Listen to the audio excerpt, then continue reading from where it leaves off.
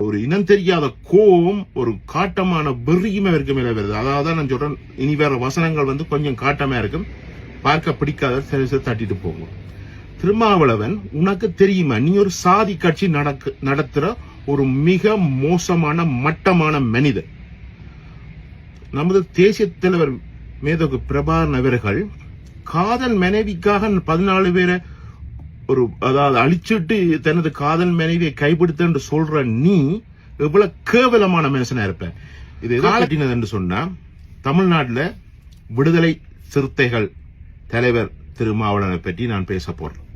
என்னன்னு சொன்னா, இப்போ ஒரு 2-3 நாளைக்கு முதல் அவர் ஒரு மேடை பேச்சில் சொல்லி இருக்கிறார், தமிழ விடுதலை புலிகளின் தலைவர் மேதகு பிரபாகரன் அவர்கள் தனது காதல் மனைவியை கைபிடிக்கும் சமயத்துல சில பல எதிர்ப்புகள் வந்ததாகவும், அதனால தனது காதல் மனைவியை கைப்பிடிப்பதற்காக 14 பேரை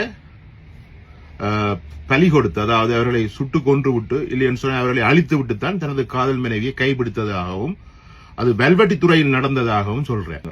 அதனால அந்த மண்ணில் A to Z என்ன நடந்ததுன்றது எங்களுக்கு தெரியும். அப்படி இருக்கேக்க இந்த திருமாவளவன் சொன்ன இந்த கருத்து எனக்கு ரொம்ப என்ன சொல்றது, ரொம்ப ஒரு ஒரு ஒரு ஒரு இனம் தெரியாத கோபம், ஒரு காட்டமான வெறியுமே இருக்கு மேல வருது. அதாவது நான் சொல்றேன், இனி வேற வசனங்கள் கொஞ்சம் காட்டமா இருக்கும், பார்க்க பிடிக்காத சில தட்டிட்டு போகும். திருமாவளவன், உனக்கு தெரியுமா, நீ ஒரு சாதி கட்சி நடத்துற ஒரு மிக மோசமான மட்டமான மனிதர். நமது தேசிய தலைவர் மேதகு பிரபாகரன் அவர்கள் காதல் மனைவிக்காக 14 பேரை அதாவது அழிச்சுட்டு தனது காதல் மனைவியை கைப்பிடித்து சொல்ற நீ எவ்வளவு கேவலமான மனுஷனா இருப்ப. காலத்துக்கு காலம் திமுக அதிமுகன்னு சொல்லி எந்த பக்கத்தால உனக்கு பெனிஃபிட் கிடைக்குதோ, ஆதாயம் கிடைக்குதோ, அந்த பக்கம் போய் நீ ஒரு மெலன் தின்ற பன்றி. சரியா? நீ தேசிய தலைவரை இவ்வளவு மட்டமா சொல்ற. உனக்கு ஒரு விஷயம் சொல்றேன் திருமாவளவன். தேசிய தலைவர் 87 தொடக்கம் 90 கால பகுதியில, அதாவது 87 கால பகுதியில இந்தியன் ஆர்மி தமிழத்துக்கு வந்த போது காட்டுக்குள்ள இருக்கிறார். தனது மனைவியை யாழ்ப்பாணத்திலிருந்து வெள்ளத்துறையில இருந்து காட்டுக்கு தரை வழியாக எடுத்து வர சொல்லி ஒரு அணியை அனுப்புறார். அதுல தமிழ்ச்செல்வன் நாம் இடம்பெறார். அப்ப ஏற்கனவே மதிவதனி அன்னிக்கு இரட்ட குப்பி, சைனட் குப்பி கொடுக்கப்பட்டிருக்கு. வர்ற வழியில இந்தியன் ஆர்மி உங்களை சுற்றி வளைத்தாலோ கை செய்தாலோ சைனட் குப்பியை அருந்தி தனது உயிரை மாய்க்க வேண்டும் என்று மதிவதனி அவர்களுக்கு சொல்லப்படுது. அதே சமகாலத்துல தேசிய தலைவர் தமிழ்ச்செல்வன் அண்ணன் கையிலேயும் ஒரு பிஸ்டலை கொடுக்கிறார், துப்பாக்கியை கொடுக்கிறார். சப்போஸ் மதிவதனி குப்பியை கடிக்க தாமதப்பட்டாலோ பயந்தாலோ இந்த துப்பாக்கியால் மதிவதனியை சுட்டு விட்டு வேறுங்க என்று சொன்னது. இதுல என்ன விலங்கு உனக்கு தெரியுமா? மக்களுக்காகவும் கொண்ட கொள்கைக்காகவும் அந்த உயரிய இயக்கத்தின் கொள்கைக்காகவும் தனது மனைவியை கூட சுட்டு கொன்று விட்டு வா என்பதுதான் அந்த கொள்கை என்ற பிரதிபலிப்பு. மக்களுக்காக தனது மனைவியை இழக்க தயாராக இருக்கிறவன் ஒரு காதலிக்காக 14 பேரை கொலை செய்து விட்டு கரம் பிடித்தார் என்று சொல்லி நீ சொல்லி இருக்கிற.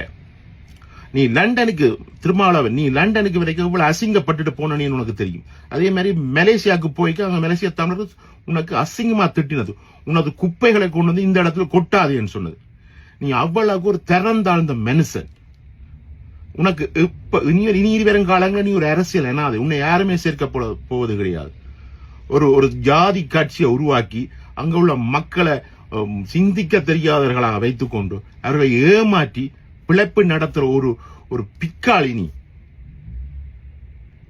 நீ எப்ப வெல்வெட்டி துறையில வச்சு தலைவர் அந்த 14 பேரை அப்படி ஒரு சம்பவம் செய்துன்னு சொன்னியோ அப்பவே நீ ஒரு மகா மட்டமான ஆள். அந்த மண் இந்த பெருமை உனக்கு என்ன தெரியும்? நான் சொன்ன மாதிரி 7 வயசுலேருந்து போற தவிர நாங்க எதையுமே பார்த்ததில்லை. எவ்வளவு தியாகங்கள், சோகங்கள், ஒவ்வொரு நாளும் ஒவ்வொரு விடுதலை புலிகள் உறுப்பினர் சாகிறதும், அங்க விமான தாக்குதலும், கடலால் தாக்குதலும், ராணுவத்தின் முன்னோரி தாக்குதல், இதை தவிர நாங்க எதுவுமே பார்க்க இல்லை. அந்த இடத்துல இப்படி நடந்த நீ சொல்ல, நீ நான் சொன்ன மாதிரி நீ ஒரு மெலன் தின்ற ஒரு பன்றி. நீ மனித பிறப்பே கிடையாது. அங்க உள்ள அந்த தமிழகத்தில் உள்ள அந்த மக்களை வச்சு நீ நீ நீ பிழைப்பு நடத்த ஒரு ஒரு தரந்தாழ்ந்த மனிதன். இதுக்கு இது மாதிரி இன்னும் ஒரு தடவை நீ புலம்பெயர் தேசத்துக்கு எங்கேயாவது வருவே இருந்தா செருப்பால் அடி வேண்டி கொண்டு போவேன். மகா மட்டமான மிருகம் நீ மிருகம் இல்லை, அதையும் விட கேவலம். அதான் சொல்றேன், மெலன் தின்னக்கூடிய ஒரு பன்றி நீ. கனடாவில் ஜீவன் யூடியூபர் ஜீவன் சொன்னதுதான் உனக்கு சால பிறந்தது. என்ன துணிச்சல் உனக்கு தேசிய தலைவர் தனிமையில சொன்னவராம் இந்த கதையை. அத நீ மேடையில மைக்க பிடிச்சு சொல்றேன்டா. உனக்கு இந்த திமுக அந்த பிரபகண்டாக்குள்ள இருந்து நீ எவ்வளவு செய்யலுமோ அவ்வளவு நீ செய்ய ஆரம்பிச்சுட்ட. அதுக்கு எங்க தேசிய தலைவர் தான் கிடைச்சாரோ. பொறுக்கியடா நீ.